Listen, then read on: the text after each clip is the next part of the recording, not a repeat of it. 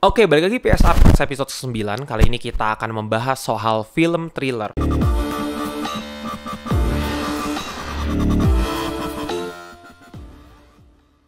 Kalau di episode sebelumnya kita ngebahas film horor, nah sekarang kita spesifik bahas genre film thriller. Biasanya orang-orang tuh sering bilang kalau film horor itu sama dengan film thriller, padahal faktanya itu berbeda. Horor dan thriller itu totally different genre. Jika horor berfungsi untuk menakut-nakuti penonton seperti kata horor gitu, berfungsi untuk menakuti. Thriller berfungsi untuk membuat penonton merasa tegang atau merasa suspense gitu. Maka dari itu bisa kita simpulkan film horor bisa saja berupa thriller, tapi film thriller belum tentu film horor. Nah, bagaimana cara mencapai ketegangan tersebut bisa berbagai macam. Film thriller bisa membawanya dengan menyelesaikan sebuah misteri yang sulit sekali bisa dipecahkan, atau misalkan ancaman-ancaman yang ada yang tidak dapat diprediksi. Jadi banyak macam nih untuk membuat orang merasa tegang gitu. Thriller itu dibangun dengan memainkan ekspektasi dari para penontonnya. Kalau film horor biasanya kita tahu nih ketika kita nonton film horor, oh gue tahu nih ini film horor berarti ketakutan gue akan ada setan nanti, seperti film horor genre apapun yang misalkan kalian nonton. Oh, gue nonton film zombie, ya otomatis gue tahu ketakutannya dari film zombie.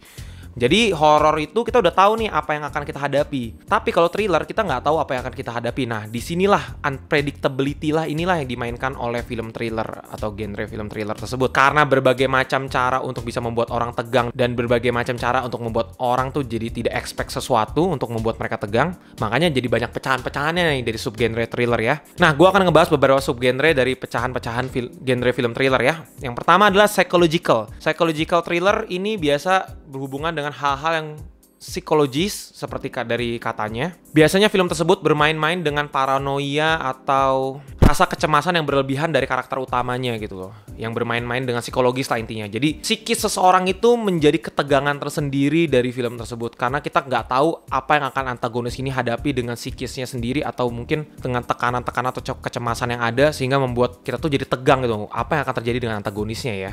Yang kedua adalah crime. Crime thriller ini memicu ketegangan lewat kasus-kasus misteri yang sedang dipecahkan atau sedang diusut oleh karakter utamanya. Biasanya sih ketegangannya disampaikan karena lewat kucing-kucingan dengan penjahatnya ya gitu ya. Terus juga mungkin penjahatnya juga pinter, jenius, sehingga memberikan ketegangan yang lebih gitu.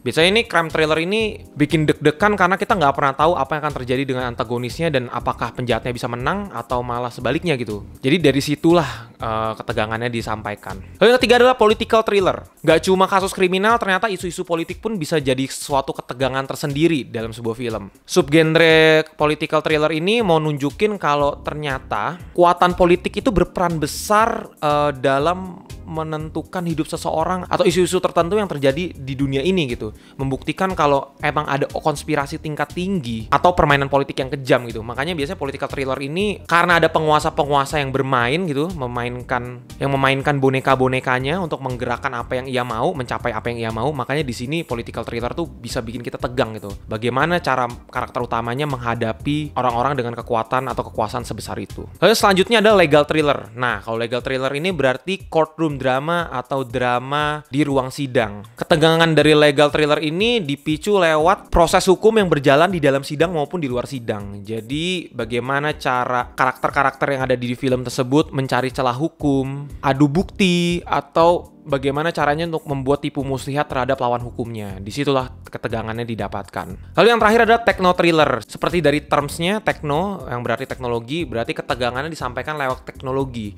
Jadi bagaimana teknologi itu jadi memberikan ketegangan terhadap kita gitu. Misalnya teknologi jadi memanipulasi kehidupan orang tersebut, atau bagaimana ada orang jahat yang menggunakan teknologi untuk memberikan ketegangan terhadap si karakter utamanya yang jadi korban gitu. Jadi intinya teknologi jadi berperan penting untuk memberikan ketegangan. Makanya muncullah techno thriller. Oke, paling gitu aja sih PSR Class episode ke-9.